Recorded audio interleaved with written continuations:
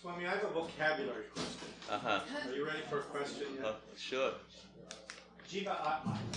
Yes. Sometimes I hear those terms used as if they were synonymous. And yet I think I remember asking Atma Rupananda years ago. He said, no, they're not synonymous. Atman is Brahman, so Atman is not the same as Jiva. Jiva is more associated with individuals. Correct.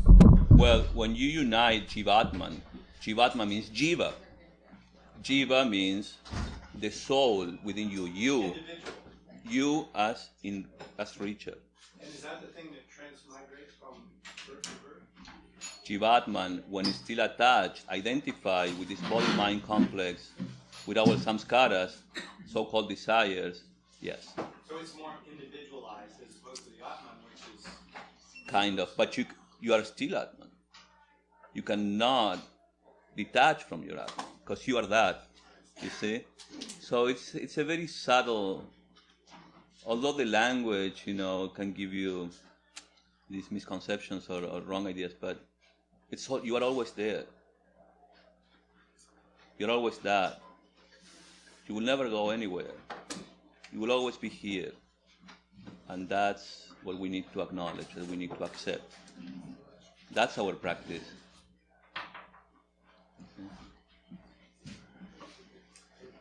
What's the significance of teaching like Vedanta over some other teaching, like Christianity or Buddhism? Well, philosophically there is a difference. All traditions have their own philosophy and sets of practices. Vedanta is very specific and very particular about its own philosophy based on oneness. There cannot be two, there is only one. The one without the second. That is essential. Now when it comes to practices, Vedanta, Advaita Vedanta, non-dualism, as I said, is flexible. It can integrate many practices from many traditions.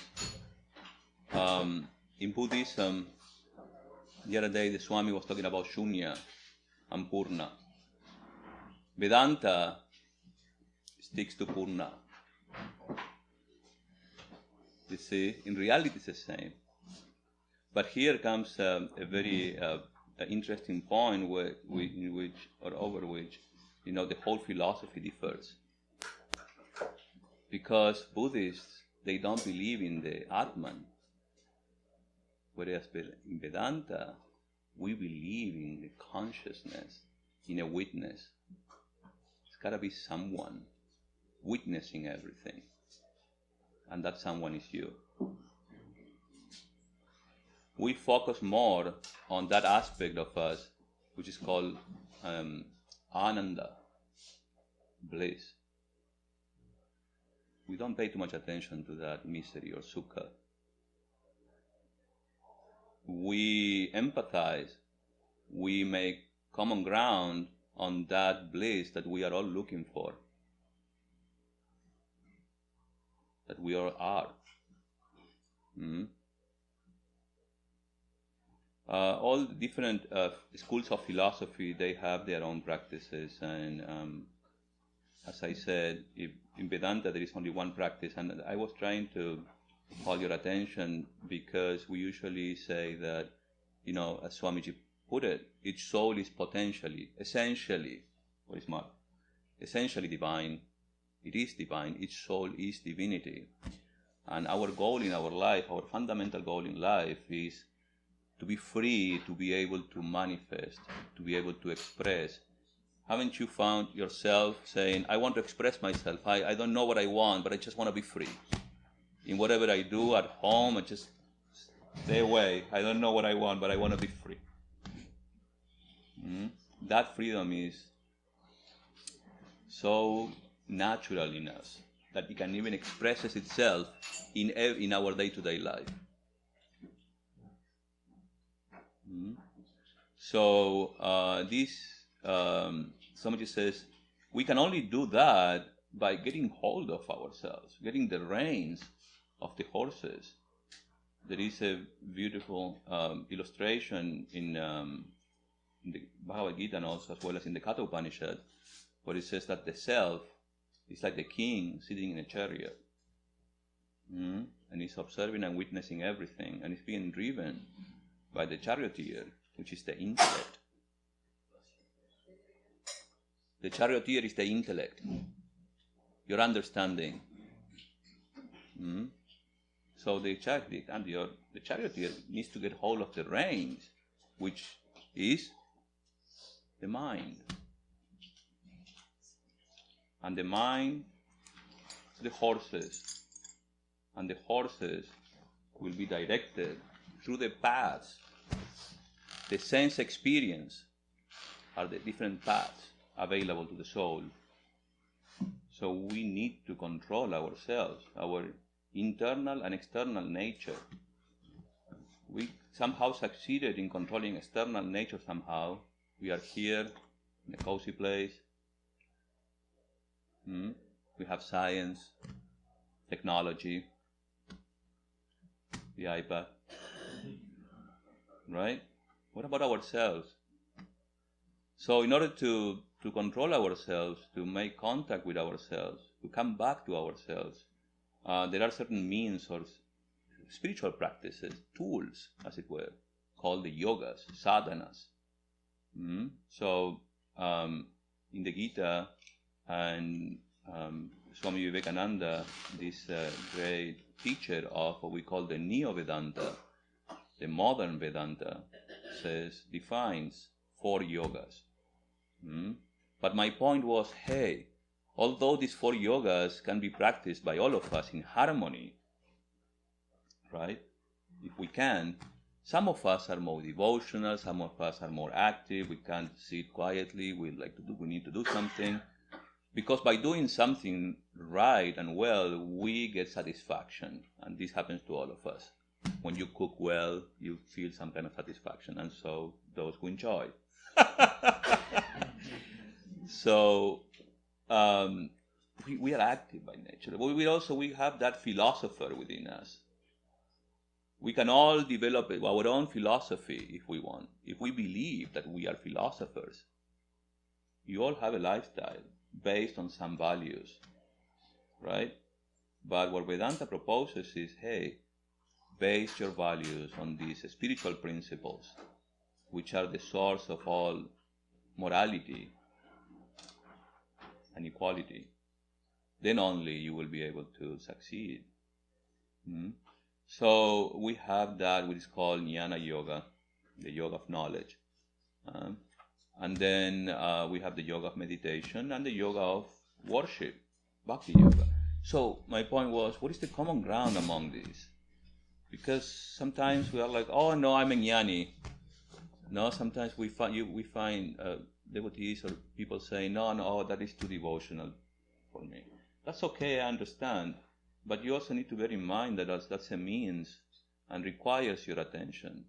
So that it should be respected, right? I mean, it's as valid as any attention you put your mind upon. So attention and mind are these 2 in 1 that we need to tackle. Without that, it's really hard. So as you can see and understand, we need to commit. It's not enough to say, Swami, yes, we are free, that's wonderful. And then you do nothing. You need to experience that freedom in your daily life. Swami, think about giving us some angle to Buddhism versus Vedanta. I have asked this question many times, I'm repeating again. So I'm sorry about that. Yeah. And that is, what is the fundamental difference between Hindu philosophy and Vedantic philosophy? Well, that we believe in Atman. We believe in the Hindu. Oh, Hindu. Hindu and Vedanta. Yes. Isn't it a chicken and egg story? Well. Okay, let me just explain. This is very simple. Vedanta means the end of the Vedas. Vedanta means the Upanishads. Vedanta means the ancient Hindu scriptures, which are supposed to be without beginning and without end. These are also called not being made by humans. These are revelation. Apaurusheya, those who know Sanskrit. Apaurusheya, not made by humans. These are revelations revealed to seers. They saw the mantras on their mind screen. It's fantastic, really. So every single spiritual movement, every single spiritual tradition in India that accepts the Vedas can be called Hinduism. Swamiji, last week when RamaKrishna was here, he was talking about the difference between spirituality and religion. And Vedanta is spirituality, Hinduism is religion, just like a Christianity. Well, yeah, I wouldn't. That's yes. the understanding I had last week. Yeah, well, I wouldn't kind of like narrow it. I mean, of course, I will tell you why Maharaj said that. I will explain. But I'm broad. I mean, my philosophy, my way of thinking is I like spirituality. Religion is according to Swami Dhyanayogananda, he nicely put it. Religion is composed by rituals, by a philosophy, and by the mysticism. So naturally, when it comes to that, is that religion means it's a set of spiritual practices. Okay, but it has to be based on a philosophy. Without that, those pillars, cannot exist. So it is Hinduism. It is a religion because it is a set of spiritual practices, but fundamentally, it is a spirituality because it is based on the teachings and of the Vedas, of the Upanishads, coming from the Upanishads. You see it? Is it complicated? Religion is a practice of the spiritual in method. Yes. Yes. Religion is a spirituality in practice. Because if you want to practice spirituality, as I said, you have to commit to do something about it. That commitment, you can simply practice what Patanjali says in his Yoga Sutras, or what Shankaracharya says about Jnana Yoga, or the Yoga of Knowledge. Or you can simply, if you're a Christian, you can simply go to church and be good and do good, not commit any sin. So we need somehow someone. We like to be treated like kids, you see. Vedanta, I usually don't like to use the word religion when it comes to Vedanta. You see, I believe it's much goes beyond the word religion. You see, Vedanta helped me to understand the religion I was born, which was the religion of Jesus. But Vedanta is universal.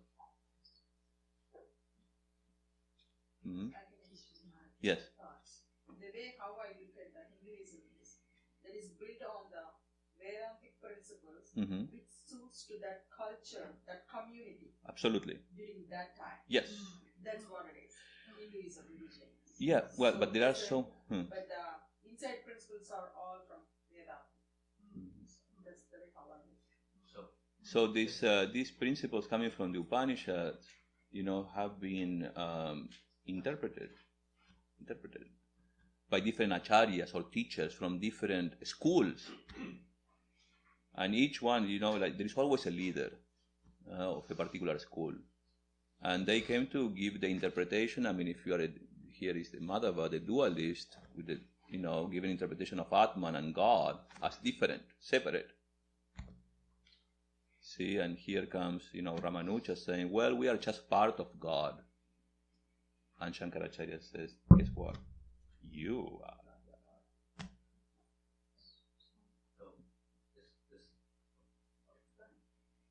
Yes. Yeah. Okay, so I have a question regarding Patanjali's Ashtanga Yoga and the other 4 yogas that you talked about, the Karma, Bhakti, Jnana, and Raja. So I think for Ashtanga Yoga, ultimate goal, it starts with Yam and then goes to Samadhi, which is self-realization, so sort of detached. How would you compare them with the goals of the other 4 yogas? It's one and the same. It's one and the same.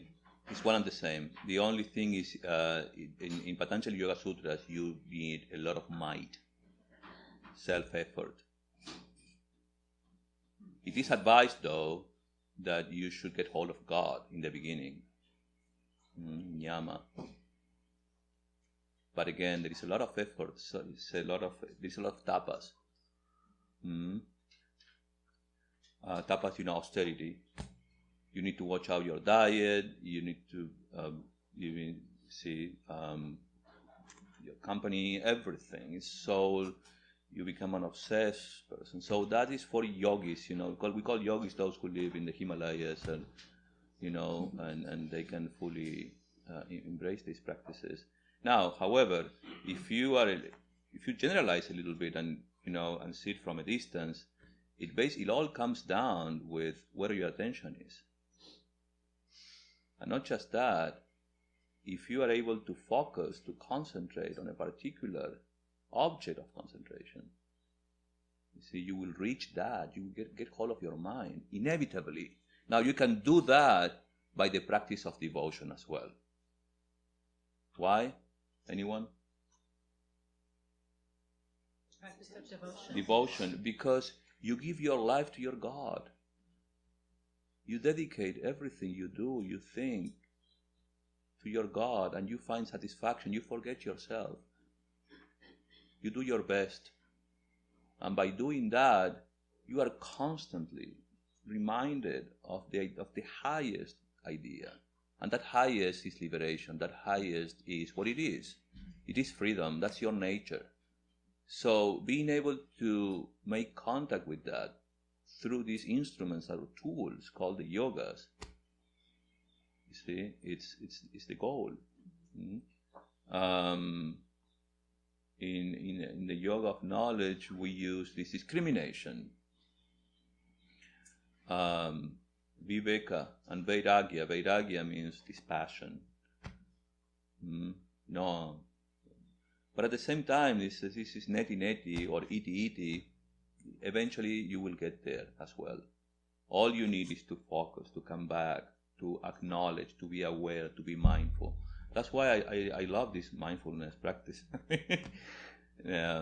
Not to jump into Buddhism or anything, but I think it's absolutely valid. I mean, mindfulness, to be mindful, awareness of where you are is essentially the only one practice we need.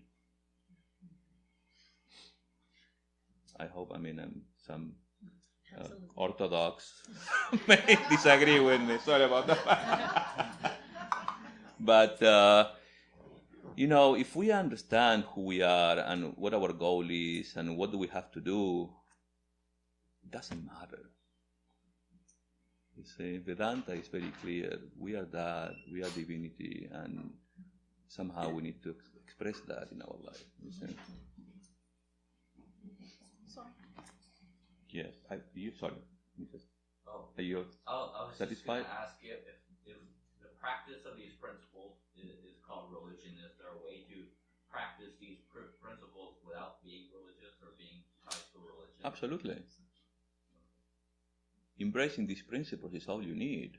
How you apply it in your life, you can customize this the way you want. You make your own religion. Yeah. I mean, hey, let's go beyond yama and yama. Let's just say you have to be good and have, lead a life based on values. You see? Otherwise, what's the point? Absolutely. I enjoy going to church on the 24th. Vedantic one. No, this is these Vedic principles have to be embraced by everyone. In fact, when you do that, you can fully understand your religion and happily practice your religion. It's not painful, you know. Oh, I have to go to church on Sunday. You go to church because you love it, because it makes you feel good. You see, I'm just giving you an example. I don't know. You can. I mean, Hindus go to so many temples, and it's also beautiful. You know, you walk on the streets and you see Hanuman here, Shiva there, and it's all God. You know, get on the bus and you see Durga there. I mean, it's all God. And this is what Vedanta did. These ancient rishis did to, I mean, those who were born in India, wonderful spiritual heritage. Amazing. I bow down again 1,000,000 times to that spiritual heritage, because it allows you to understand that goal that we all need, that is freedom, right? So it's yeah, well, I'm a little, not fanatic, but I get a little, yes. No, go.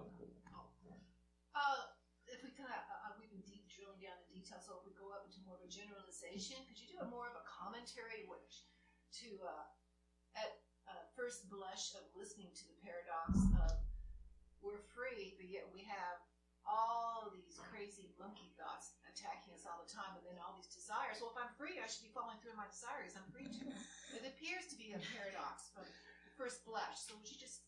Yes, but you know. Well, I still want to hear it. I still want to hear it. It helps. Someone else talk. You know what I just said in the beginning about this illustration of being the one seated in the carriage, you know, and being driven by the intelligence or your intellect and your mind. But sure, you know, the fact of nature, meaning in Vedanta, two things are important: know who you are and understand where you are. So you need to understand where you are. You are in this world based and made of duality by the forces, the powers of nature. Now, essentially, nature is composed by three forces: Rajas, Sattva, and Tamas. And this is all over the phenomenal world, including our bodies, our mind. Here and now it's happening. Some of you feel sleepy. Some of you are very alert and attentive. That is Sattva. I didn't bring it up, in the talk because there was no time. But this is also very important, that we are slaves of nature. We don't want that. We don't want to believe that we are slaves. But our daily experience tells us that, when you have stomachache, it just says either pray or take a Tylenol or whatever medicine to help remove that. So, although we are free, yet we experience otherwise.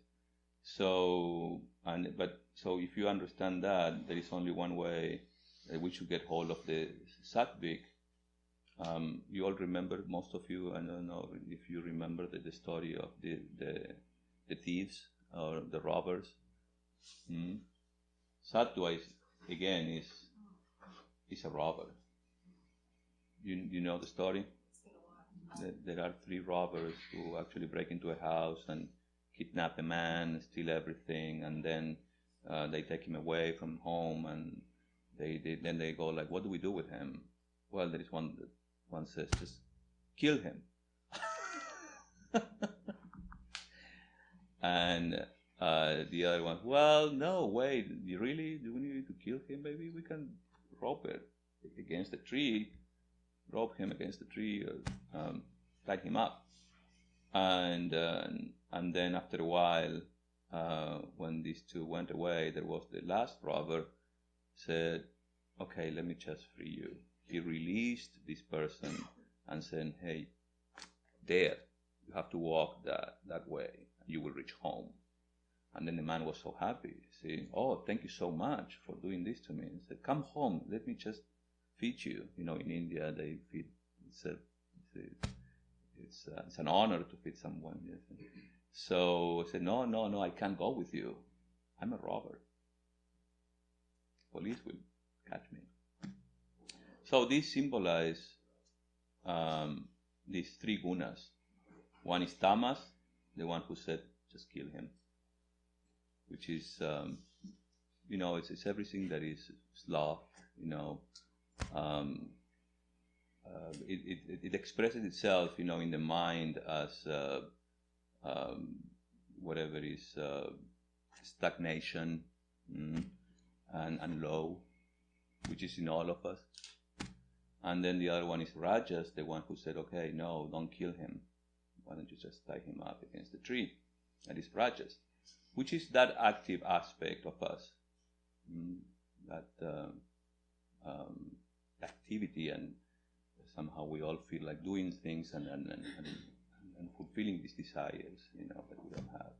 That is rajas. That's why she says, well, if I feel like that, why don't you just, I could indulge. Well, if you indulge, you have to pay the consequences. Which is all good, it's up to you, it's your choice. But then again, don't complain. And then we have sattva. Sattva is that peaceful inner voice that tells you, hey, just commit, that understands what is good for you and tries to help you, but it still is a robber. We have to go beyond. Sri RamaKrishna also says, when you get pricked by a thorn, you need another one to help remove it. And then what do you do, both of them? Nothing, you simply throw them out. So that state where you just simply emerge and you don't need anything, you are fulfilled, is called that freedom. A salt doll wanted to measure the depth of the ocean. She simply jumped into the ocean and never came back. So, in other words, if we understand this, how nature affects us,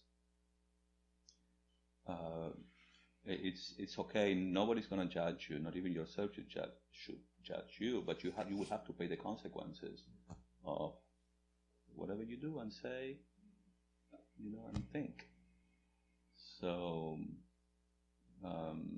making that commitment to lead a spiritual life, to be attentive and alert and mindful about the highest. In mindfulness, you see, you have to be alert of everything that is happening, that noise, how I'm feeling, I'm having a cup of coffee here. That is mindfulness. But through that mindfulness, you will reach that, what is needed, that focus, that concentration, that one pointed, center needed. So that one point thing, it has to have a meaning, and that meaning should be the highest. And that should be God. For that, we harmonize everything. And this is my made-up kind of sharing with you how I feel about this. Let's pick the red pill. Have you all seen The Matrix? We just want a pill. You take the pill and just figure it all out. And so, mindful worship. God is everywhere. Yes. Swami, one of the things when you were speaking in the other hall, and you were mentioning the two different words, and you spoken on the differences between I guess the dualism of our worship, whether it be to like God, like they see as kind of like when you spoke of the two words, and you said one is the object, and the other is kind of the operating God who is everywhere. And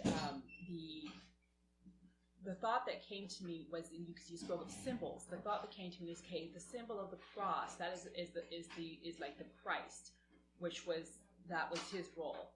And then there's the symbol of, I'm thinking that the symbol of Vedanta is it the Om? The Om, which the Om represents the absolute, the divine, perfect sound of everything and the harmony. Mm-hmm. So,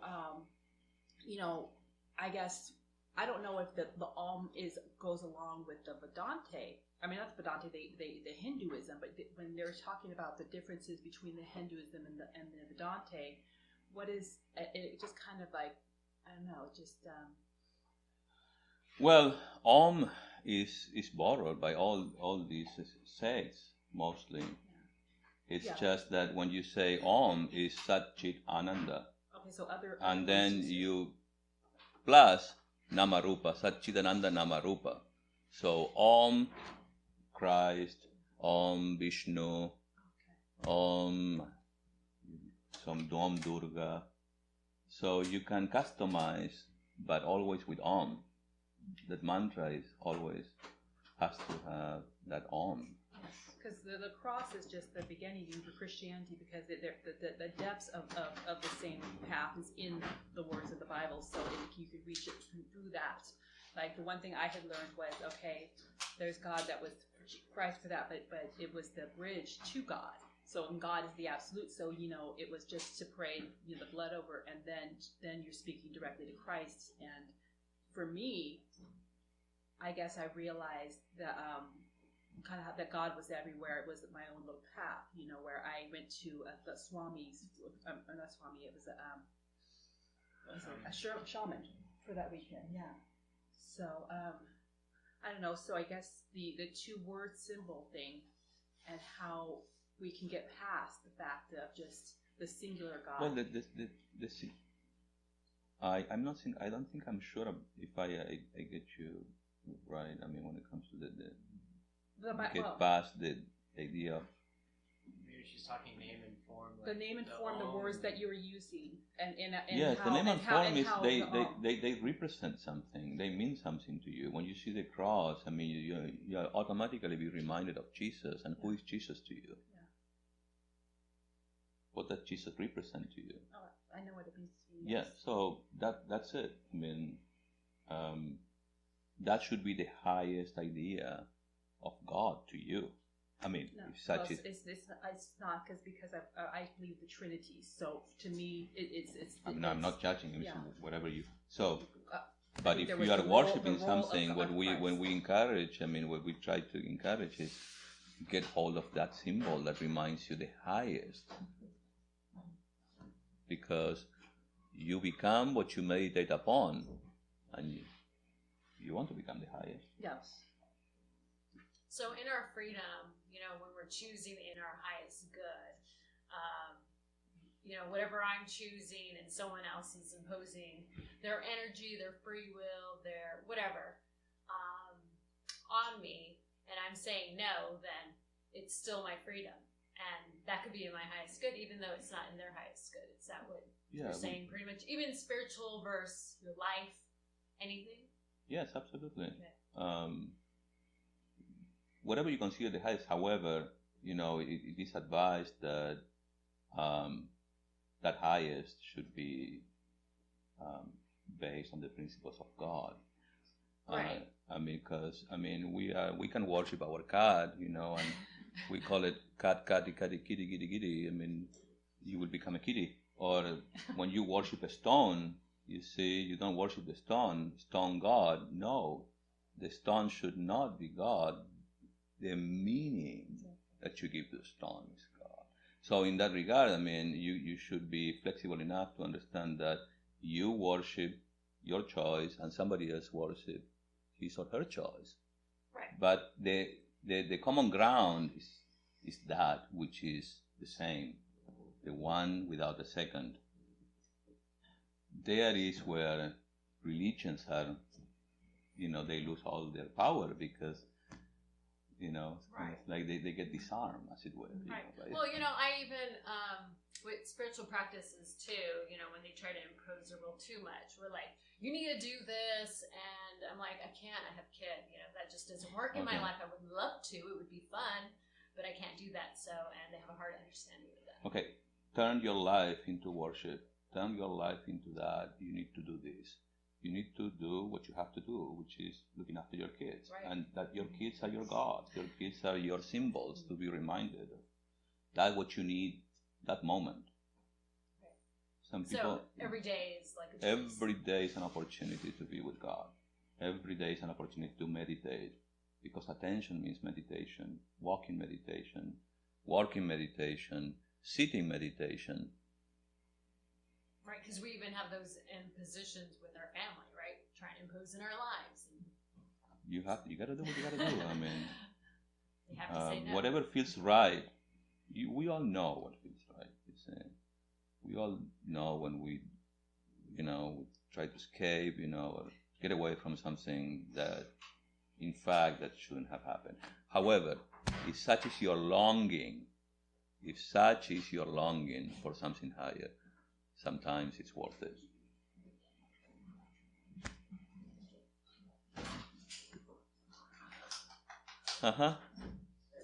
Questions of a different nature.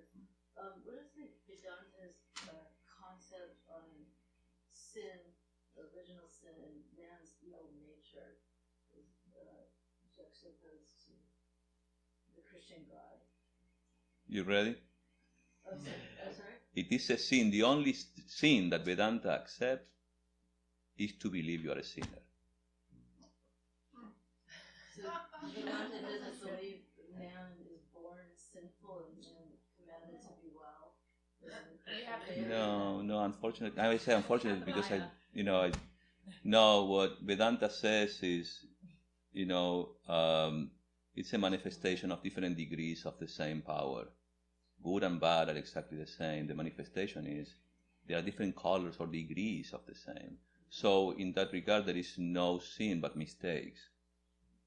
You make mistake. When you say a sin, you are going against yourself. You don't want to go against yourself. You want to help yourself. So do what is right. What is beneficial, not just to you, but to everyone here. That is where the 10 Mandaments are based on. So I have another question. Okay, so I have a lot of Christian friends that love talking about the devil, and so you have to. I swear. And so do you have to believe there's a devil is so for there charming. to be a devil? Too many. And I'm like, the devil can be the mind. So I don't know what they're talking about. The mind could be the mind is your heaven or your hell. Clearly, the instrument that you see that you have to get hold of. They just blame something that I feel doesn't exist. Yes, I'm very tactful here because I don't want to offend anyone. But naturally, we were all introduced to a religion where we were born, and without much thinking, to be frank with you. Yeah. Without much explanation. Just believe because you have to believe. And that's a dogma, that's a mystery. We don't talk about it, period. But no, Vedanta says it's a step beyond. It has to make sense to you. Vedanta is very clear here. You have to understand. Without that, how could you commit? Well, they always hear that the devil is father of lies, which is those things that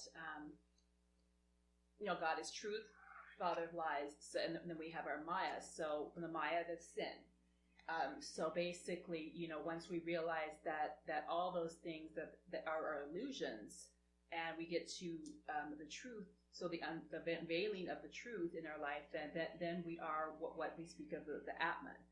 And so it's just the different representations, I think, that what the different religions use and how speak in the terminology.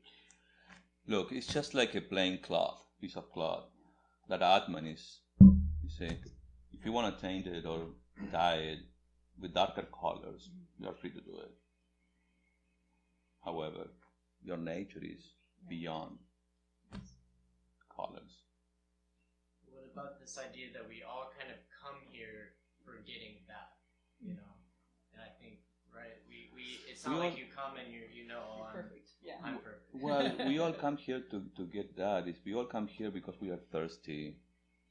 We long, we crave to be free. We crave to understand more and more. We crave to digest more and more and be able to apply this in our life. That's why we keep coming, because we listen to these things again and again. I've been repeating this to myself and studying the same things again and again. And trust me, every time I review something or read again the same book for the 10th time, I get a new light. I get also, oh my God, how could I miss this? This is, and you see, I'm a Swami. That doesn't mean it doesn't mean anything. It can happen to all of us. So what's the explanation of why we don't experience that we're free? Because you don't want to. That's not true. I want to experience that. Well, if you long for that, you will. Eventually, you are. You see, we are. Why are we all kind of in the same situation, wanting to experience because, that? as I said before, we live in nature.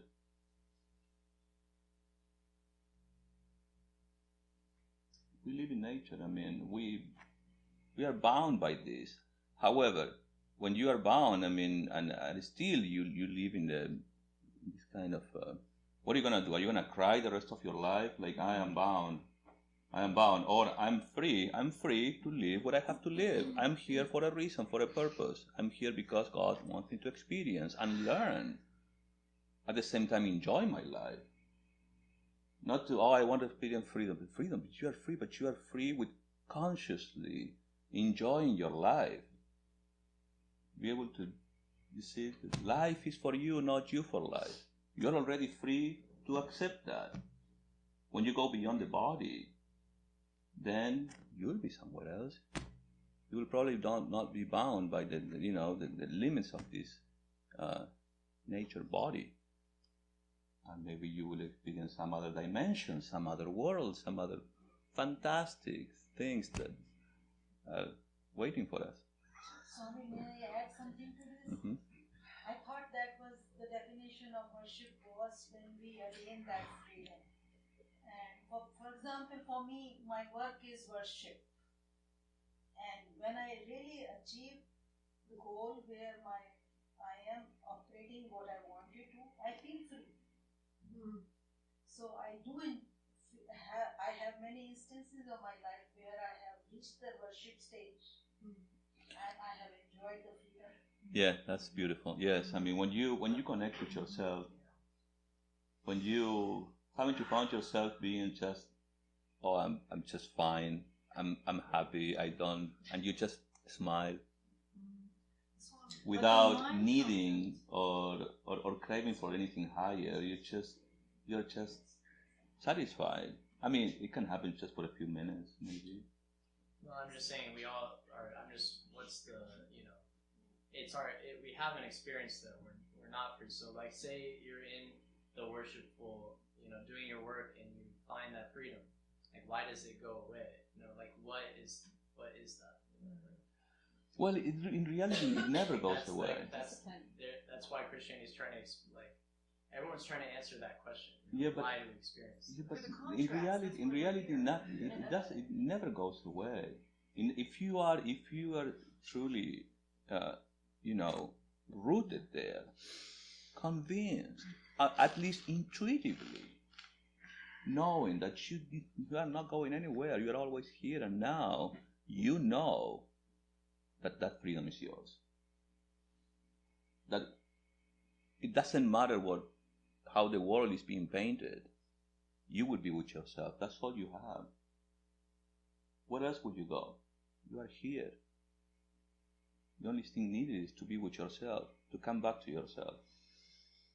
There you will find that. Why do I feel? No, you don't feel any bondage anymore. Yeah, I'm not specific. We're on the same page. I'm just saying I understand. You're trying to paraphrase. I just mean we all experience it. I'm just trying to see. No, we all experience that because we cannot accept the fact that we are in nature. Hey, we live in human bodies. So much so that we identify ourselves with Swami so-and-so, you, and everyone here. You see? I had a thought when we were speaking about, the purpose that we have in our life, and having periods where, you're asking for God to prepare you for whatever your purpose is, and having that discipline, and then going astray and having lost that discipline. And then being here wondering, again, like, okay, God, what do I start asking again to prepare me for that discipline? And because I don't know what it is. Well, I don't know what it is that my purpose. I mean, I know those truths that Vedanta speaks of, but it's like I'm where I'm at. What is my purpose at this point? Because I don't have because of what had distracted me, had taken me to the point of taking you out of take me to the point of my focus being on that which was not healthy for me, and that which brought me down, that which took me to the levels that we spoke of before. So here, when you were talking, it's okay, God, what I don't have my purpose. I know what the teachings are and what it takes in the discipline of those things that you're talking about, aligning the mind and things like that. But it's just so like, you it's have just, a you, I'm you have a purpose. You understand the purpose. No, I don't really. I know what you lack, and what you lack is that religion part. Huh? What you are lacking, probably, I'm just thinking, is that religion part, to get hold of something, some kind of a spiritual practice that is yours. See, I guess that you identify with, and we use different terms. We use different terms because I don't use the term religion. It's more of the practice that I need to take on within myself, that I realize that I know that would reconnect me to the path of just being in a place where I'm okay and not even concerned what my purpose is, because I know that whatever it is, that God will prepare me for that. But being at the place where you're kind of in that gap. And just that, but feeling that had kind of crossed me it's like, okay, like. What are you waiting for? Just be with yourself. Get hold of that prayer again. Talk to yourself. The routines. The routine. See, we all need some spirit, some discipline. I don't know.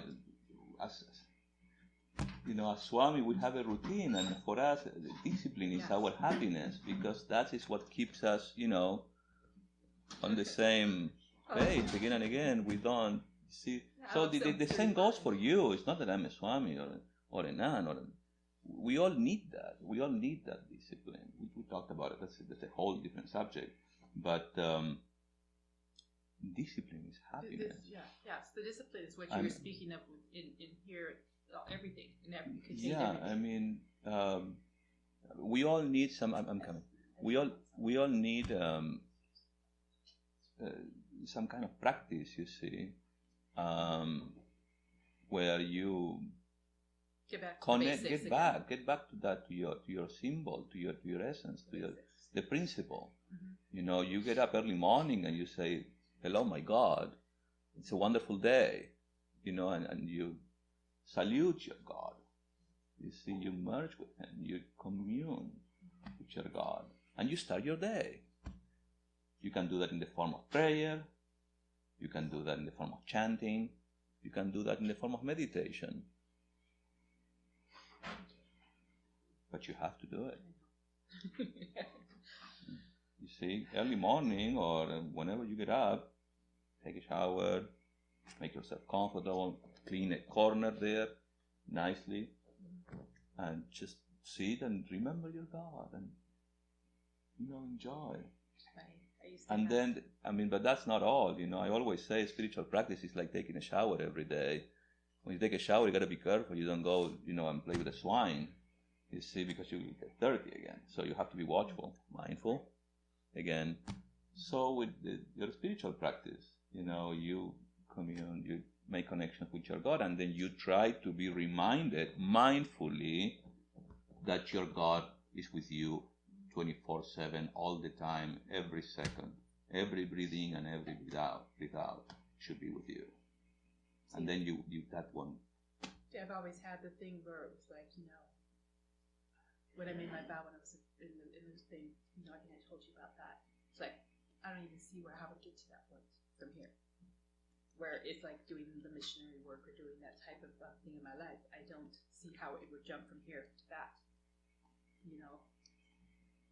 I probably, this is kind of, we can talk maybe probably later. It's kind of getting a little personal, but I think we all understand this, right? That we somehow need to embrace some kind of a spiritual practice or discipline, so that we are reminded, you know, and then we stretch that. We take that with us throughout the day till we close our eyes again. And that then we will get the real rest. You see?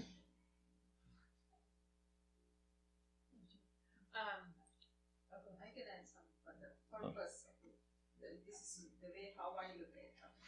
First, when I had the same questions, what's my purpose? The way I look at it, first I identify myself. I identify myself as a wife, okay? So now as a wife, what's my responsibilities? Okay. And then I follow whatever I can. Right? I can't do like 100% wife duties, but still I can make myself. The same thing, I can identify like a daughter, so what I can do to my parents. Correct. So that's my purpose. So that's the way how I relate my purpose. Yeah. So that's that's part of my thinking. That's Whatever you're passionate about. Yeah. Well, that's how you apply that in your life. You need to understand where you're at. And turn that again as a work to worship, into a worship. You know, you are a mother, you have kids. Well, okay. I know. Well, I don't let that limit I always me, say, but I try to work with, you know, what I have to do. That's your yoga there. Yeah, I have to take care of him, but what else I can do? I always challenge myself. When he's sleeping, I'm studying. Yeah. True. Yeah. I had a question. So, okay, so you're talking about a thief. Now, I'm talking about like a real life in the law. So when you have, like, say, a thief who steals from you, is it that we have different belief systems, that they maybe didn't grow up knowing that that's wrong, or maybe they do know it's wrong, but I was thinking about that. Well, clearly. Right? So I mean, a friend of mine, I just got a phone call yesterday in the evening that a friend of mine, in Texas got shot. I mean, he's alive, he's okay, but it took me some, I just can't believe that. Yeah. How can someone, you know, indulge in such an awful act? That just, you know, I don't care. To not have value for life, you see, for a human being particularly, because you know, we all do some kind of compromise, you know, with chicken or with fish or with vegetables that are also alive. So, but again, human life is so. Yeah, clearly, some of us are luckier than others, I guess, to be able, you know, to have that fortune to come across these values, and that's great. What he said about why, when we know this is freedom, I'm happy here, why do I go back and be sad again? It's, for me, I'm struggling in my life right now to find different things, and at some point I am very happy, as she said, when I do something that I really like, I'm very happy, but at the same time, when I'm happy, I don't honor to myself. I find other things. I'm here. I want to be there. Yeah. Why am I not doing everything at the same time? And then I pull myself so down, and I'm depressed and sad, and then because you can't fulfill it. Exactly. Well, that's the root cause of suffering. That desire. It takes so long for coming here, you, or going to therapy, or somebody tells me, well, okay, you need to come out of this, and I say, oh yeah, she's right. I should just come out of do one thing and do it right, do it well. Exactly. I never and you see, enjoy it 100%. I know. There. I like the way you put it because it's so clear to all of us. I mean, I think we all experience that. Yeah. So, yes, well, that's human nature. That's the mind. The mind has, you know, unfortunately carries all these habits, and we keep coming back to all habits. So the idea is to identify these and do something about it. How do you do it? How do you do that? Well, by counteracting your old habit with a new habit that will help you. I have to find that trigger that brings me back. Every time I feel I'm going down, spiraling down, I should just find something. I always remember, and once I was never, I wasn't always a Swami. Once upon a time I wasn't there, sitting there, you see, and I just, for me, I mean, I don't mean to say anything because we, devotees and friends, but for me, what was important is to be in touch. To be in touch, you see, I was living my regular life, but to come in touch with this, with the ashram or the monastery, and it was just something that I needed. Yeah, I needed as you see, because when you listen, that is called satsanga. You see, when you come in touch or in contact, you are reminded that it's all good, everything is okay. I mean, this can happen here or at church or anywhere, or at any temple. You see, but and anything that can help you. Again, try to find sources of inspiration. Why does that happen? Because you're unable to focus. So the number one thing that you need to identify, this is happening to me. Get hold of your attention. Focus your attention on a particular something. Do something. I don't know, you like arts or painting, just focus, enjoy that, merge into that. Be there with your art. And then if you have to, you have to walk the dog, I mean, it's okay, be with the dog then. I'm going for a walk, but my mind is about my resume, this, that, I should try this, I should try that. I'm not there.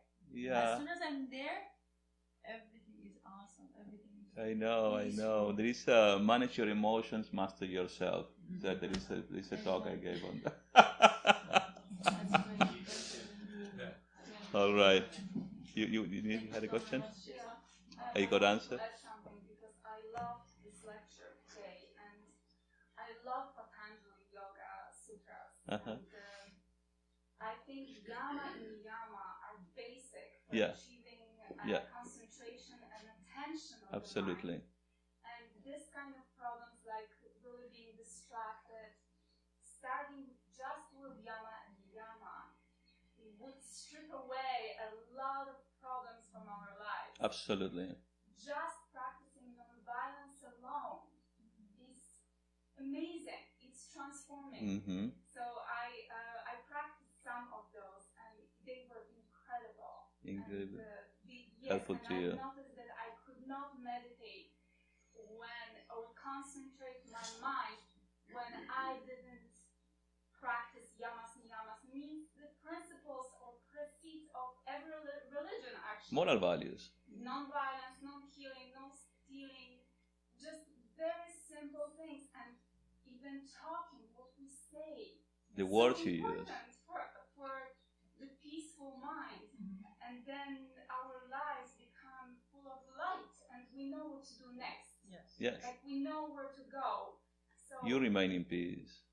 I would really encourage. I love Patanjali Sutras. I love. Yes, moral values are essential. You see, if you're going to say the truth, but say it with the right words, nice words. Don't try not to hurt someone. Right. I have a question. Okay, so should you not reflect on things that cause you pain? Because, like, I was just saying to my husband yesterday, I was like, I really wish childbirth would have been a better experience, because I thought it was, not that nice. So, anyways, and I wish I would have handled it better, but I didn't know what to expect either. So, I don't know how I could look at that differently. Yeah. To me, that was real pain. I'm sure there's other things too, like divorce. Huh?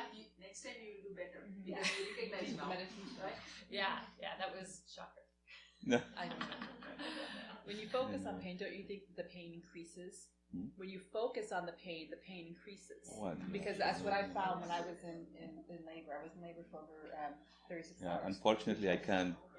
Well, but when you focus on for not obvious reasons, I can imagine, but look at it differently, but I haven't come to a conclusion yet. lecture, he actually said, in the absence of attention, no sensation is possible. In the absence of attention, no sensation is possible. So, like, yeah, I don't know. I thought, No, that's absolutely right. I mean, some people, some swamis, for example, they don't need anesthesia. Yeah.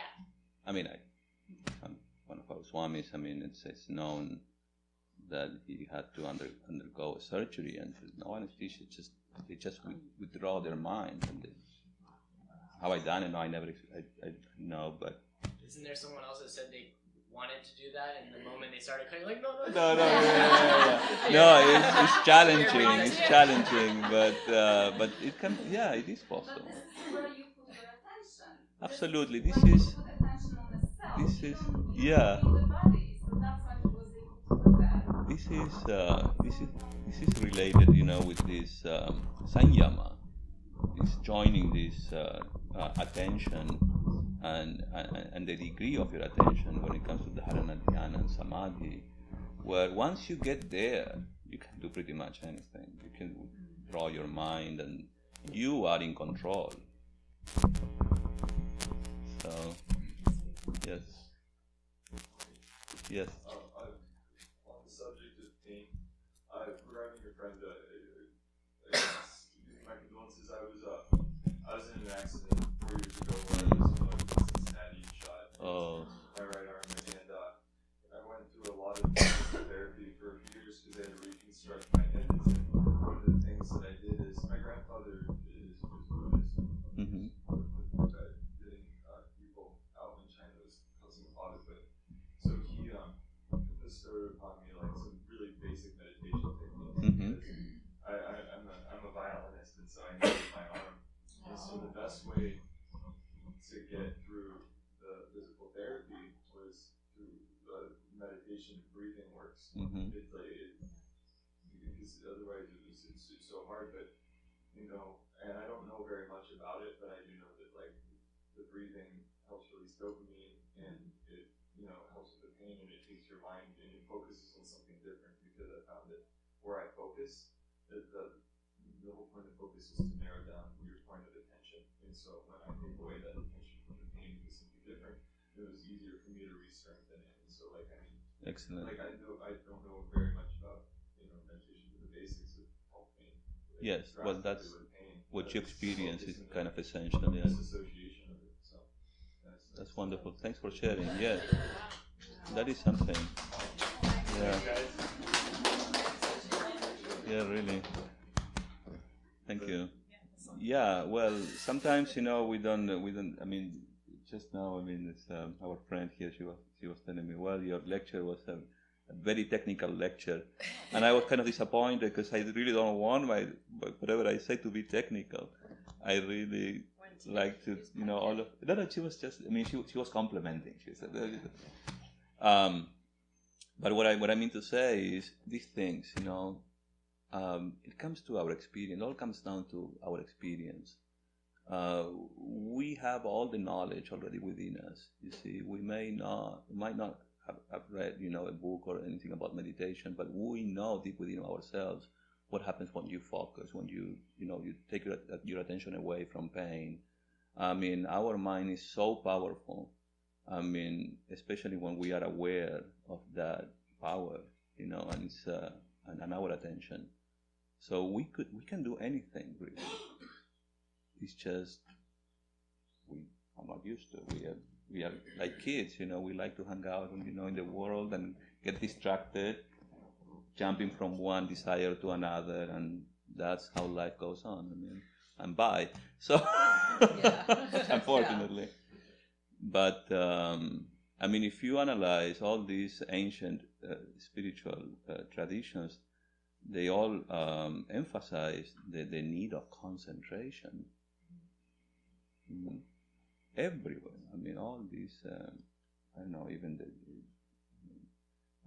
taekwondo, karate, all this kung fu.